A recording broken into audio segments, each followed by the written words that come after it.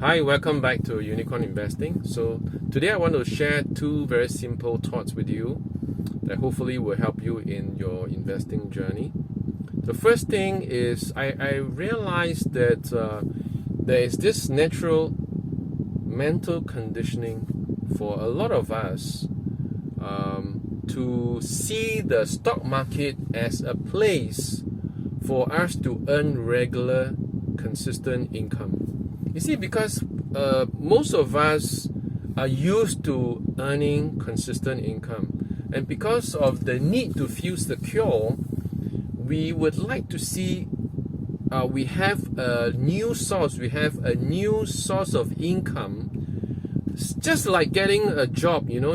From a job you have monthly consistent income, whether it is you have your basic pay is 5,000 or 10,000 or whatever.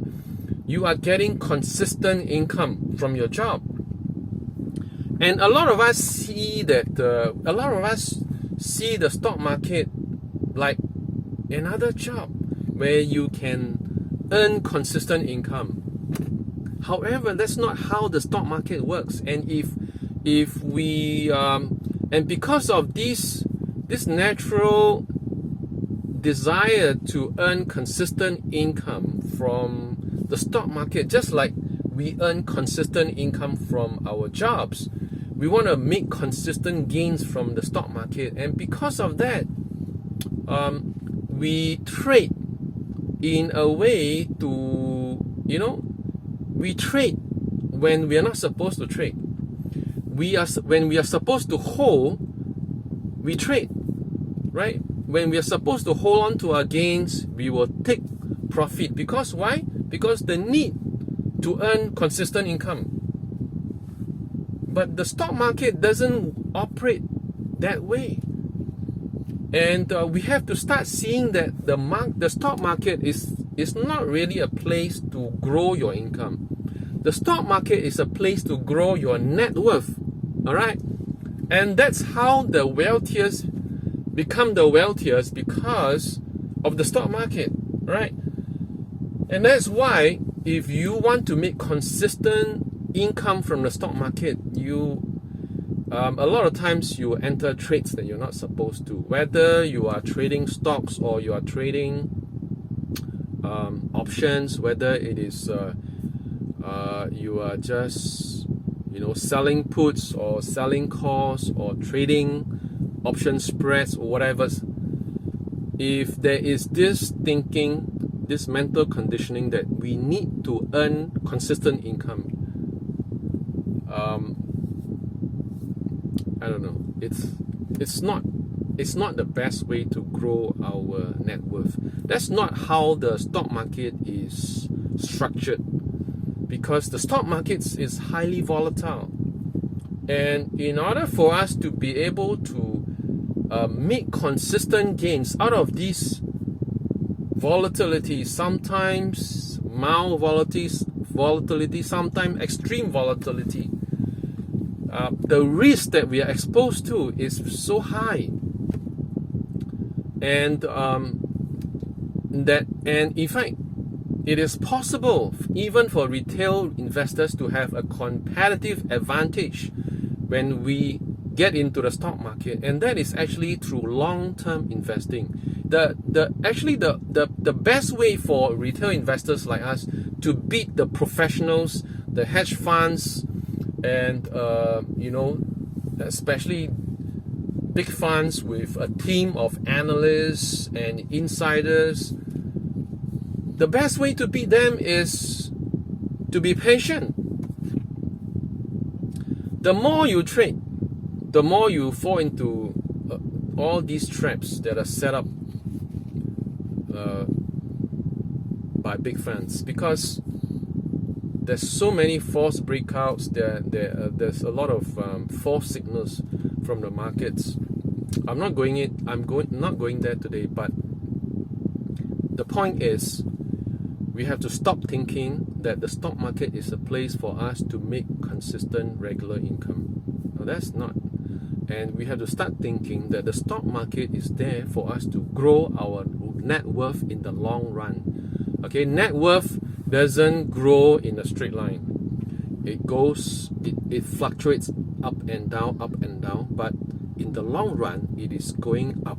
All right, that's the important thing. And if we are patient, we have a competitive, we'll be able to gain a competitive advantage in our investing, even as a retail investor versus other retail investors, even against professionals, even against institutional investors. It is possible for us to have a competitive advantage if we are patient and if we are able to invest for long-term gains.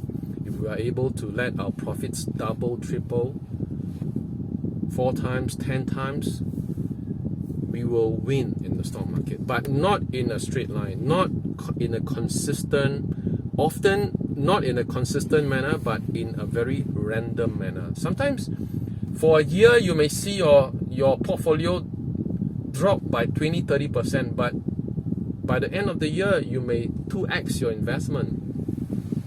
So that's the first thing I want to point out. Okay, learn to be aware of these natural mental conditioning to want to make consistent, regular returns from the stock market. Recognize that the stock market is not a place for that. Okay, we can do that from our job, but not from the stock market. The second thing I want to talk about is how do you respond when a stock breaks all-time high? You know, some of you who is paying it, who is keeping yourself updated with the stock market, you know, you may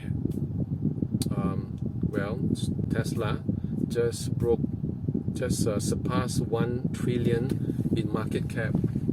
So I just want to just a quick one on that.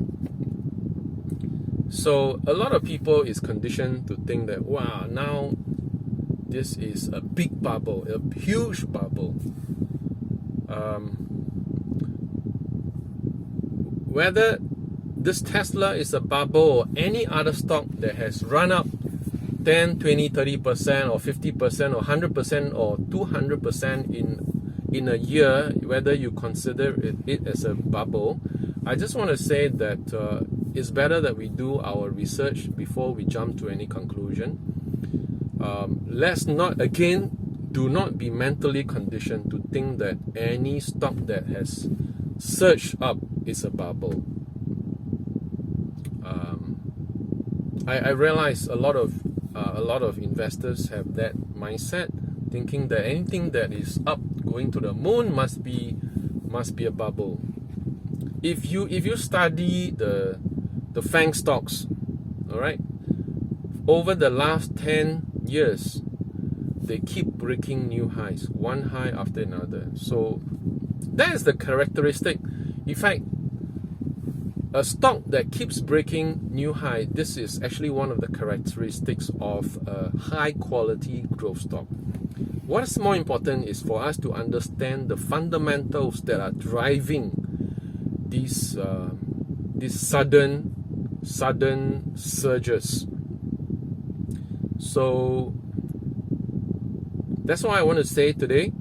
So thanks for watching. I hope the 2 insights will help you in your investing journey, and I'll see you on the next video. Thank you.